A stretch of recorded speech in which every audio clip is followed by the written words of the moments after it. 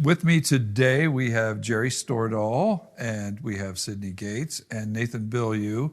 I'm Rob, and we're going to be talking about some concepts regarding whether God is worth it. Okay, Nathan, from what you've experienced in your life, does virtue matter? Yes. That's the right answer, right? Yes. Okay, we're done for the day. Thank you very much for paying attention. Yeah, no, I think in my experience anyway, I think virtue is necessary to have community, that people have to have a fundamental shared sense of virtue in order for you to trust somebody to manage your money on your behalf, even if it's just like the group of friends and someone's going to run down and pick up the soda or something. Like, you fundamentally can't even have that if you can't trust them with the money. And then if somebody says they couldn't make it to event X that was important to you, you can't really have community unless you can trust that they're not lying to you. And so I think virtue sort of undergirds the ability to build everything from small friend groups to churches, communities, countries. Wow. So the value then of virtue in an interpersonal kind of way. Yeah. Okay. Jerry, your thoughts? I guess I was thinking, I don't have virtue apart from Christ.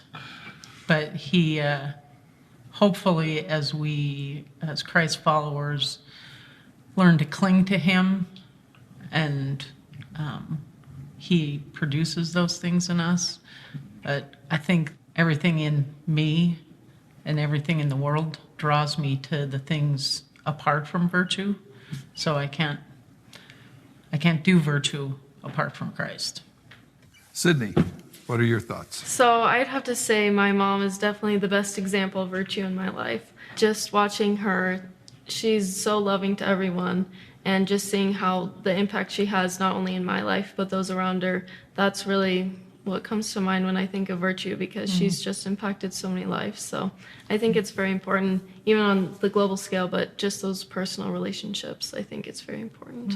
Yeah, and honestly, that's something that did not come to my mind right away, the idea of the necessity of virtue in interpersonal relationships, because I've looked at it as sort of in a vacuum, almost a do's and don'ts list. But those are amazing responses. Thanks. So you're going to have to trust me to the on-ramp of this series, because we're kind of going to get there a little bit differently than normal this morning. We want to do the series, Is God Worth It? But for me, it was born from this summer that I had in many ways. It wasn't within my plans to have a sabbatical of sorts this summer, but that's kind of the way it worked out, especially because there were a lot of weekends that I was gone, but I was here during the week, which means I had a lot of time to study and think, and I think that was relevant because that first Sunday in October, we will actually celebrate our 10-year anniversary of being a church together. So I wasn't necessarily anticipating the need to do that, but there was some stuff that I was able to work through. And the series kind of ties some of that in, though we are going to do a whole series starting in October about when faith evolves, and just try to talk honestly about what do we do when what we even believe is shifting, and is that even orthodox. But what happened to me this summer, I think maybe it would help just to kind of make sure this isn't all about me, though there's this long story about me that will get us onto the series, to ask this question. Have you ever thought about who you'd be if it wasn't for, or if you hadn't X, like fill in the blank? Ever find yourself daydreaming and asking, like, who would you be if you didn't work there the last 20 years, but you worked here? Or if you didn't marry that person, you married this other person? And I get that this also has the potential to stir up some pretty massive suffering in your life, even some areas where you were the victim of some heinous evil, and I'm not trying to trivialize that. Have you ever just thought about how your life, not so much how your life and the circumstances would be different, but who you'd be? Like, if you didn't sell insurance, if you didn't choose to be a teacher, if you didn't choose to have kids, if you didn't choose to move to Helena, who would you be? Ever think about that? That's what I found myself thinking about a lot this summer, because quite frankly, there's still a part of me that wants to live at some point in my adult life and know who I am as a Christ follower when it's not my job. But my story is such that, and this is the self-absorbed kind of personal story to get us to the on-ramp as to why are we doing this series, and I tried to get around it, I just can't. My experience with church was pretty intermittent until I was 17, and then I started going to this really neat church, and I've talked a lot about this, and at 19, there was this, for me, this very decisive decision. For me, it wasn't about heaven, and it wasn't about whether I believe X or Y. It was really about this profound sense I had that I needed a leader. And I had a few people in my life who were really pointing me to this guy, Jesus, and I just signed up to follow him. So I think that's why even to this day I struggle with Christianity, but not so much Jesus, because that was always the attraction to me, was this person who could help me navigate life. So at 19, one of the things that came rather naturally to me, in large part because I quit going to school and therefore I had no friends because they were all somewhere else, was just studying the scriptures and reading and asking questions and praying. At the time, I worked for Coca-Cola. My job was to put 12 packs on shelves and 20-ounce bottles in coolers, and it was the perfect job for a Type A, Enneagram 1, INTJ, Myers-Briggs / jerk, because I don't know if you know this, but you pay attention next time you go to the gas station. Like Coke people, every label is pointed the right direction. Every 12, like they don't just throw them on there. There's an order to it. Even when you restock, you put them in backwards order of date. It's perfect for people like us. And I gather many of you are like me, and some of you are getting therapy because there's people like me in your life. So I'd go to work early. I'd get home at 3 or 4 ideally. And then I lived in my sister's unfinished basement. As I said, I had no friends, so I'd make myself dinner, which was usually like rice-a-roni or something like that. And then I would make myself a pot of coffee, and I'd go to the basement. And I had this 6-foot folding table that I still have in my garage. And I would just read and study and ask questions and take notes, because when you're 19, you can drink a pot of coffee and still go to bed at 10 o'clock. Now you can't touch caffeine past 11, and you're like, duh. Actually, it's nothing like that. It's like you fall asleep, it teases you, right? You fall asleep, and then you wake up at 1, and you're wondering why you did that. So I would read and I would study, and that was kind of my thing. And that was what led me in this direction of developing friendships and a reputation as someone who studied the text, I guess, that caused me to be invited to be an intern in a youth ministry, despite the fact that I didn't go to youth group growing up. It was that thing. And so for me, as I asked the question, who would I be if this wasn't my job for the last 20 years? One of the real saving graces, if you will, is I know that I don't study the Bible because it's my job, but it's my job because I studied the Bible. And that's really important to me, that my routine is, and still is to this day, I don't study the text at work, to be honest with you. I study at home before I leave. That's always been this value of mine, because I don't want to talk about stuff because it's in the Bible. I want to talk about stuff because it matters to me personally. The danger, of course, is self-absorption. The value, of course, is that hopefully, at the very least, you go like, well, that was a question that was important to him. That was a problem he had, and we can kind of be in this together. So the danger then, told you this is a long, meandering path to what the heck are we talking about? The danger is when I don't have anything to study, when there's not a book that has me inspired, or a question or a problem, and there's nothing that's kind of drawing me to my desk at 5:30 in the morning, then I kind of start to panic. Because what that means for me is in 6 months, I won't have anything to say on Sunday, and that's not good for any of us. And I don't think it's any different than any of our jobs. Like if you're in the consulting world, I've talked to you. If you're not putting out proposals now, it's not that you won't have work to do next week. It's that that'll come full circle in about 6 months. Or if you're in sales, you know this. If it's not that you can go a week and be lazy and not make any sales and not make any contacts. But what you know is 6 months from now, your business will be dilapidated. That's the way it works for me as it relates to studies, quite frankly, and finding good books. So I was in this season this spring where I had nothing. And I used to panic. I panic less now because my gift of plagiarism has expanded. So worst case is I just go find something and memorize it and call it my own, which is kind of a joke and kind of not. But I had this idea that what came in the midst of that tension was, I know what I'm going to do. And I try not to study stuff thinking like this will be a series, but of course, I just told you my whole game plan. So of course I'm constantly studying stuff thinking it'll be a series, though I don't bat 1,000 either. I had this idea of, I'm going to identify 3 or 4 of my favorite things that Jesus said. And then I just want to do that whole context, historical context. Why did he say that? What was the bigger picture thing? So the first one, it took me like 0 seconds to decide what the first one would be, because it's my all-time favorite statement of Jesus. And to be honest with you, I never got to 2, 3, or 4 because, well, it led to its own rabbit trail, because it was this. Jesus said this in Matthew twice. Go and learn what this means. I desire mercy, not sacrifice. Now, if you're someone like me who doesn't particularly gravitate to organized religion, then this is your verse, right? And what I love about this verse is it's Jesus, like my bias, my bent, my opinion is none of this is the point. This is the means to an end, and we do it because we hope it gets us to that end. But Jesus isn't ultimately after us reading our Bible or going to church. He's after something else, and he says it right here. He's after mercy and how we interact in the world with people.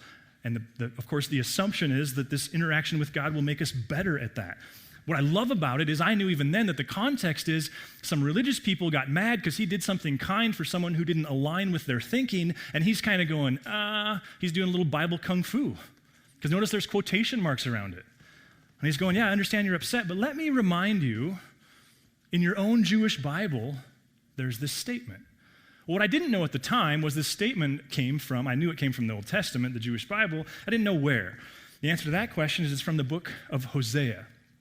Here's what I quickly learned. Hosea did his work 750 years before Jesus did his ministry. So, think of how in science, in law, hopefully in most fields, it doesn't really matter what you think if you can't support what you think with what other intelligent people and other studies demonstrate, right? You can't just stand there and say something. I mean, if you're Jesus, you can, but even he wasn't doing that. He's going, hey, hold on, before you get mad at me, let me remind you of something one of your own prophets said 750 years ago. And then just stop and think about 750 years ago. It's 2019. 750 years ago, white Europeans didn't land on the east coast of North America. Think how big of a history this is. 750 years ago, no printing press, no Martin Luther. I mean, just think of where the world was 750 years before today. Jesus reaches that far back and goes, hey, like little Bible kung fu, let me tell you of this thing. So then I started studying Hosea, and my thinking was, this will be fun. So I bought my favorite commentaries that I do on this stuff, and I'm going to study Hosea. So I just want to bring you with me on that adventure, because here's ultimately the issue. If I'd have said to you via email, hey, we're going to do a 3-week series from Hosea, you'd all have went, I'm going fishing. But if we say, is God worth it, then here you are. I'm just kidding. Maybe that has nothing to do with it. But that's the way I feel about the matter anyway. Here we go. So I open up my Bible, and here's what I start reading. When the Lord began to speak through Hosea, the Lord said to him, go, marry a promiscuous woman and have children with her. For like an adulterous wife, this land is guilty of unfaithfulness to the Lord. See, I'm telling you, the Bible is relevant for your life today, right? If you ever needed evidence of I'm never reading that thing, it's crazy. Today's your day. Hosea is your book. You could put on a whole seminar as to why the Bible is dangerous just from this book.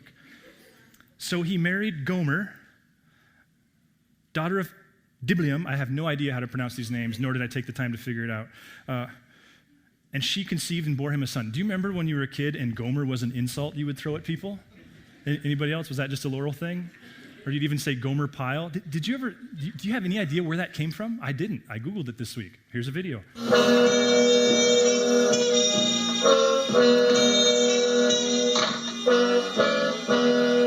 Barney, is anything wrong? Wrong? No, nothing's wrong. Just that everything's gone smash, that's all. What are you talking about? We're all through, Thelma Lou and me. It's all shot. It's all come to an end. After all these years, smash! Now, you'll wake up, you ain't. If only I hadn't seen him, Andy, but I did. I seen him with my own eyes. Well, what'd you see? They were kissing, Andy. Hugging and kissing. You couldn't have gotten a piece of tissue paper between them. They were that close. They were kissing. Who was kissing? Thelma Lou and Gomer. Kissing? Kissing!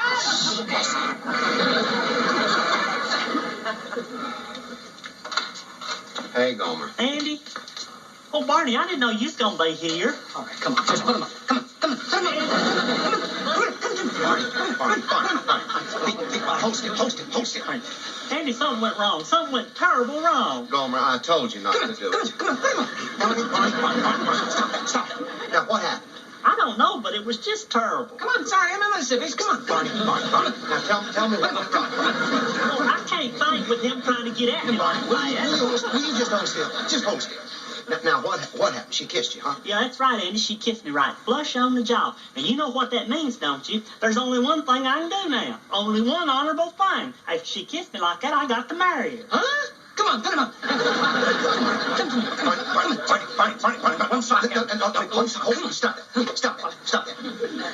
This thing's gone far enough. We'll go over Thelma Lewis. I know just how to do it. We'll go with Thelma Lewis. Come on. Come on, you want to put him up? Really had nothing to do with anything other than now you know who Gomer Pyle is. And he was such a successful character, he went on to have his own Marine Corps series. So here's the deal. God says to this guy, who's got a message for his people, here's what I want you to do. Go marry a promiscuous woman. We don't know. Scholars debate whether that word means prostitute or that just means a woman that everybody knew had no character. We're not sure. Go do that in order to illustrate how I feel about my people. And then it gets even more absurd. Watch this. Then the Lord said to Hosea, because remember, she had a kid, so this wasn't just like an object lesson. This was like marriage with interaction and other things. Then the Lord said to Hosea, call him Jezreel, because that's what your father's name was. No, because I will soon punish the house of Jehu for the massacre at Jezreel, and I'll put an end to the kingdom of Israel. In that day I will break Israel's bow in the valley of Jezreel. So name your kid after this conflict I'm having with my people. And then Gomer conceived again. Nobody knows why. She just kept having kids and gave birth to a daughter. Then the Lord said to Hosea, call her Lo Ruhamah, which means daisy. No, not loved. For I'll no longer show love to Israel that I should at all forgive them, yet I will show love to Judah and I'll save them, not by bow or sword or battle or by horses or horsemen, but I, the Lord their God, will save them. So a little bit of context here, just as a reminder. At this point in Israel's history, you don't have one nation, you have two. You've got the majority of the tribes who live in the north. They called that Israel. Their capital was Samaria. In the south, you've got really one, kind of two tribes. They live in, it's called Judah, and their capital was Jerusalem. So a little bit of history. In the 700s, the northern kingdom fell, never to be established again. In the 500s, 586, I believe, the southern kingdom fell, but it would actually be restored. So when we think of Israel, remember there's two kingdoms. And so what Hosea is warning, he's foretelling the northern kingdom's going down. After she had weaned Lo Ruhamah, Gomer had another son. Then the Lord said, call him Lo Ami, which means not my people. For you're not my people, and I'm not your God. I'm telling you, like, if you ever wanted evidence that you should never read the Bible, this is the deal. And we're getting there. But this is where I'm at. I'm sitting in my office, I'm reading this stuff, going, man, I'm going to find something inspiring and helpful and beautiful. And Jesus made this profound statement, which we'll get to next week in the context for it. Chapter 2, just in case you think, oh, it starts rough, but, after that, it's pretty kind and nice. Rebuke your mother. Rebuke her, for she is not my wife and I am not her husband. Let her remove the adulterous look from her face and the unfaithfulness from between her breasts. Otherwise, I'll strip her naked and make her as bare as on the day she was born. I will make her like a desert turned into a parched land and slay her with thirst. So kind. I will not show my love to my children because they are children of adultery. Their mother has been unfaithful and has conceived them in disgrace. You can see how a whole history of heinous acts has stemmed from some of this. She said, I'll go after my lovers who give me my food and my water, my wool and my linen, my olive oil and my drink. Therefore, I will block her path with thorn bushes. I will wall her in so that she cannot find her way. She will chase after her lovers but not catch them. She will look for them but not find them. Then she will say, I'll go back to my husband as at first, for then I was better off than now.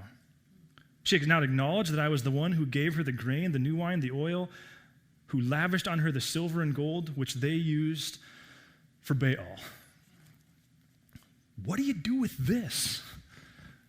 Here's where my study came to a stop. It was this question of what do you do with a God who isn't just like wooing people to God's self, but insisting upon their followership? Like, I don't know about you, but the image of God that I carry around with me looks nothing like the image in Hosea. The image I have is of a God who loves people and woos people to himself, but would never force himself upon anybody, who's done everything in his power to deal with what separates you from him and to deal with evil on the cross. This God who is constantly in his kindness leading us to repentance, but a God who says, name your kids. I mean, these poor kids need therapy because God is turning their lives into an object lesson. What do you do? Which I think leads to this bigger question of what do you do with God's anger? How do you reconcile the Jesus that guys like me represent, people like me represent, and the God of the Old Testament that shows up, it would seem quite often when you open it up and read it? How do you reconcile that wrath? I mean, some of you, I'm just going to guess, it's why a Bible-less faith is such a dominant thing, and who could blame you? Because you listen to podcasts, or you watch things on YouTube, or you come to a gathering at a place like this, and it all seems to make sense, and then you open up your Bible and you play Bible roulette, and next thing you know, you're reading about this woman, Gomer, whose whole life is being turned into an object lesson because God's so mad. I think this should create empathy for what our students go through when they even dare associate themselves with Jesus and sit in the classroom at college campuses and high schools and know, like, what's at stake. Because they know that with just a little bit of education, someone can completely ridicule and humiliate the historic faith that they dare associate themselves with, and then you don't even have to try that hard. What do you do with this? I'll tell you what I did as I closed my Bible, like literally, and effectively decided, frankly, I'm not going to leave Jesus, but this only confirms further why I don't know what to do with the bigger picture. And then what happened was, a couple weeks later, I had a video conversation with my friend Dr. Stephen Dellermeyer, who's a retired Old Testament prof at George Fox. He spoke here before. Actually, I'm super excited. To me, it's appropriate. He'll speak the first weekend after our 10-year anniversary in October. He's this brilliant thinker who is quite astute in his thinking about, obviously, the Old Testament, but also the Dead Sea Scrolls and these Ethiopian manuscripts that he's among a handful of authorities in the world on. Well, I had this Zoom meeting with him online to talk about the Holy Spirit, which led to this whole series called Borrowed Breath. And ironically, we got through that conversation, and I still had his time, and I just said, well, can I ask you another question? And he said, yeah, what's that? And I said, what do you do with the Old Testament God, who doesn't just, it's not John 3:16, for God so loves the world that whoever wants to come to him, he welcomes them. It's this God who, insists upon it and then punishes people when they don't. What do you do with that? And he said, what are you talking about? And I said, Hosea, and he took me there. And then he asked this fateful question that, for me, led to a long series of thoughts and books and conversations that I'm hoping is worth your while, which gets us to this is God worth it question. He said this. He said, Adam, do you remember in seminary when we studied salvation theology and creation theology? Now, it's awkward. You don't often have to do this, I'm guessing. Sit across from professors who go, hey, do you remember in that 400 level English class when we studied the Iliad? And you go like, no, I kind of didn't read it. Do you remember when we studied salvation theology and creation theology? And I said, kinda, which really means not at all. And he said, remember, Adam, there's two lenses. So here's the crash course on these two things. And I think these are tremendously helpful as we think about this stuff, and I think they'll matter for you before the day's over. Salvation theology and creation theology, according to a guy like Dr. Dellermeyer, and by the way, part of the reason why he retired is because he really wants to do some writing on this topic because there's not a lot of it. His claim is that there's two lenses through which we view Scripture, much like two eyeballs in your head. That they're both essential, they're both present, they're both necessary, they're both helpful, but they're very distinct. Don't go there yet. Let's go back, sorry. He would say that salvation theology is all about a God who loves you. It's a God wooing people to himself. It's a God who says, I understand you're prone to self-destruction, and you need to understand I'm a God of mercy and grace, that mercy triumphs justice, something we'll talk about in a couple weeks. It's the John 3:16 God. It's the God that most of us spend all of our time thinking about and talking about. It's the God that shows up on 1-800 Big Hair kind of TV shows. It's the God that we generally think about. The God who's just going like, if you just understood that you're better with me, understand what the big deal is. But then he said, remember, it's not the only lens.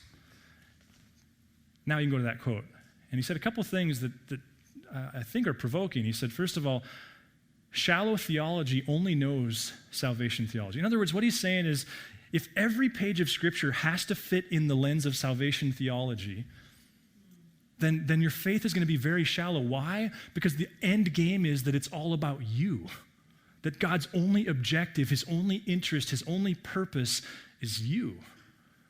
And then he said this, next slide, The lowest way to read the Bible is to only see salvation theology. So what is creation theology? Let me just first say it has nothing to do with creationism, the age of the earth, whether God did or did not use some forms of evolution to get us to where we are. It's not that. It's also, quite frankly, it's related to, but it's not the same as saying, well, I don't experience God best when I read the scriptures. I experience him best when I'm on the lake or when I'm in the mountains. You know, the fifth gospel, this God who reveals himself through creation. All that's very true, but that's not what creation theology is. Creation theology is, one way to think about it is its expansive theology, or in our culture we might call it holistic theology. Quite frankly, green theologians, they love creation theology because creation theology points to this very idea that people are important, but they're not exclusively important. That humanity is at the top, perhaps, of the pinnacle. We could argue for that. But in God's economy, the fact that you're most important would only mean that you're most responsible, most accountable, that you have the biggest job to do. Creation theology would say that somehow this massive God, remember Dallas Willard's statement, we don't have a big world and a small God, we have a big God and a small creation. Somehow this God cares deeply about every aspect of creation, from disembodied dirt or inanimate dirt, to the dung beetle, to Neptune, to the cosmos, to the number of hairs on your head.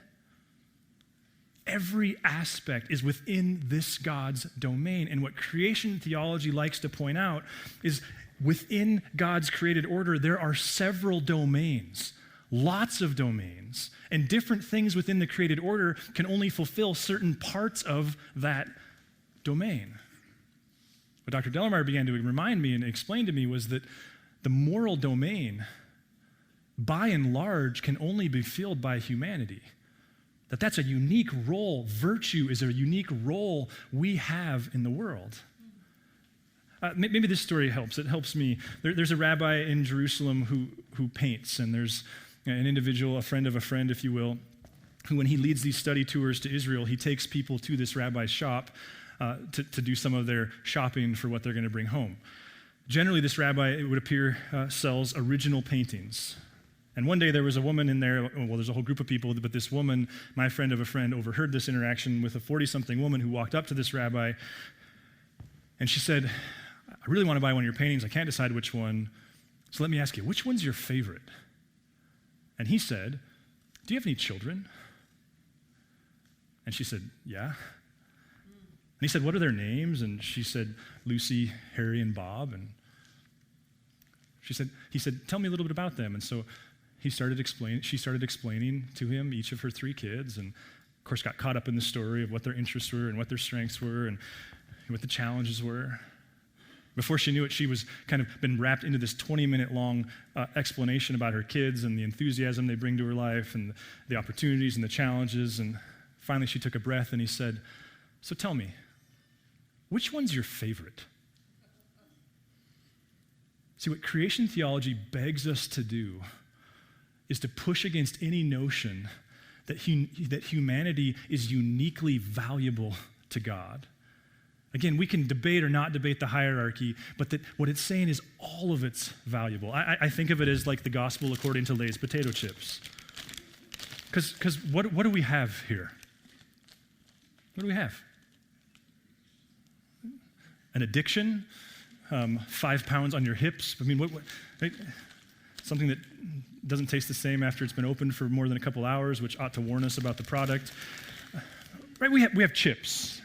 But this is a helpful one for me, and you could do this with almost any item we purchase, whether it's a Barbie doll or a board game or just about anything else, especially thanks to Amazon and how we get stuff delivered to us. Like, we would be worried about the person who's like, well, you have chips, but you also have a really valuable receptacle. And like you could, unless you have a dog, the empty receptacle has no point, right? Those of you who have a dog, you with me yet? Okay. Creation theology would say, be careful. Be careful that you don't look right past all the packaging and all the stuff and assume that it all serves only one purpose, and that is that your soul can float around in heaven someday. But instead says, no. This God cares deeply about all of it. Romans, Paul hits on this, and I actually have a series of conversations lined up with Dr. Delamarter because I want to tackle this at Easter next year. Listen to Paul in Romans. For the creation waits in eager expectation for the children of God to be revealed. Verse 22, we know that the whole creation has been groaning as in the pains of childbirth right up to the present time. Is this a God who sees everything around you as simply a disposable wrapper for your invisible soul? Or is this a God who places tremendous value on all of it?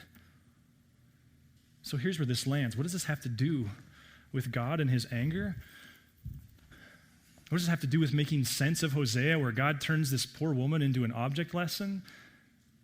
Here's what Dr. Delamarter said. He said, Adam, remember, this isn't a story about salvation theology.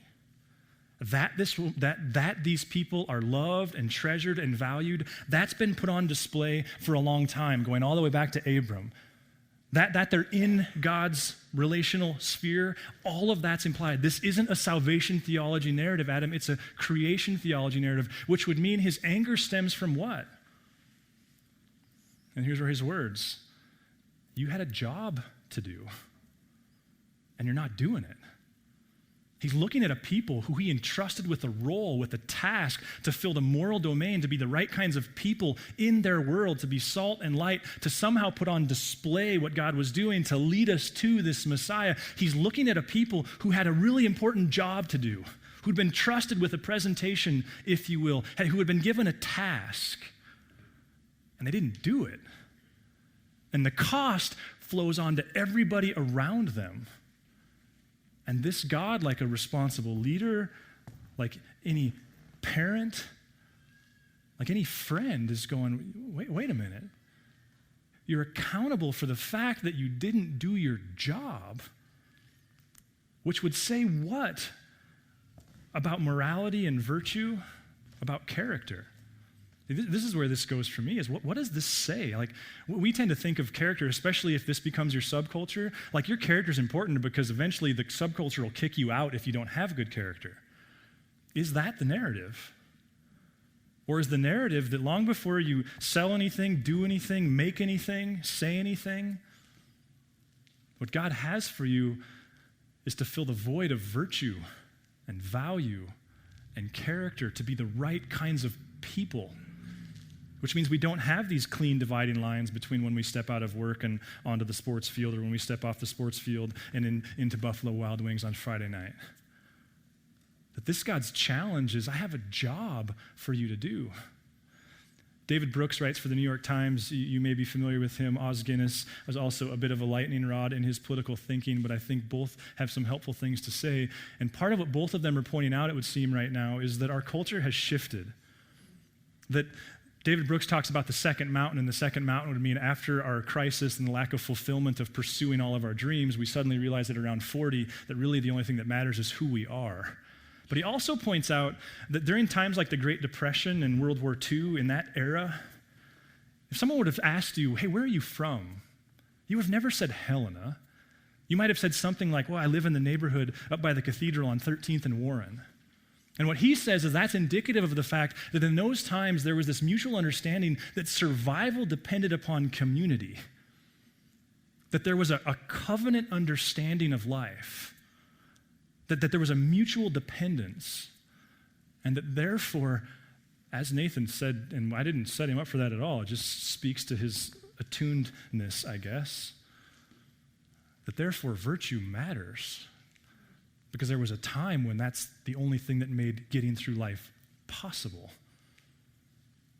What happens if we understand, first of all, as maybe some way of illustrating that God's concerns, I mean, they're hierarchically way bigger than ours could ever be. We could never possibly care as expansively about things as God does.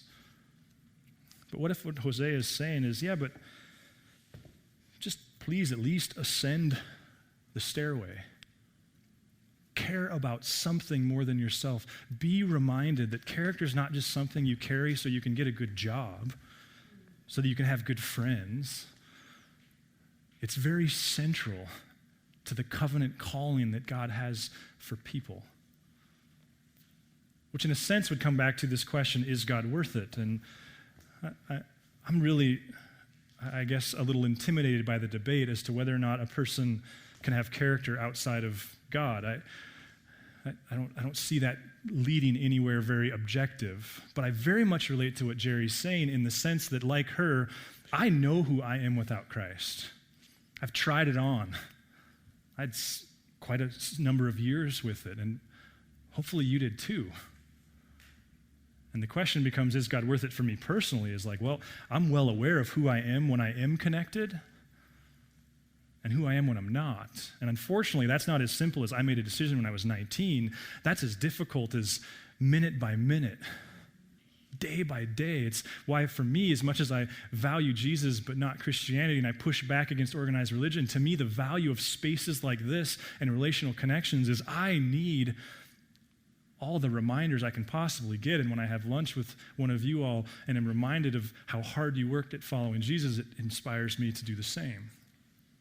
Which in a sense leads back to this question of, have you ever thought about who you'd be if, fill in the blank? And at the risk of trivializing pain, in some sense it's a reminder that the question isn't all that important. Because at the end of the day, God's interest is who you're becoming, not what you've done. And again, the last thing I'd want to do is trivialize any of your suffering. And the last thing I'd want to do is say that God designed it. But the great thing is we have a long track record of human history that would say, with God, people can overcome anything. And in fact, make it a part of the amalgamation of their story by which they do the job God had for them. Listen, I don't know where this lands. My hope is that as you're thinking about, it's August, it's the time where we think about going back to routine and back to work and back to school, that in a sense this helps recalibrate, like what's the value of this bigger God conversation? I'd like to pray, and then we'll give you a chance to sing. God, thanks for stories like Hosea and I guess just the crazy nature that they bring to the table. Thanks, God, for guys like Dr. Delamarter who have given their lives, ironically, to nuancing and really doing justice to the larger narrative of the text. Thanks, God, for this kind of human category called creation theology and the reminder that it can serve that we can be free from things and we can be free for things. And you're a God who's constantly going to call us to the responsibility realm. So God, as we think about the lives that we're trying to lead and the relationships we're trying to navigate and the community that we're trying to exist in, we pray that you'd give us some handles, give us the courage to understand what to do with this, rather the wisdom and the courage to actually do it. We love you, God. Amen. If you would like to engage further with Narrate Church, you can find contact information online, www.narratechurch.org. We would love to hear from you.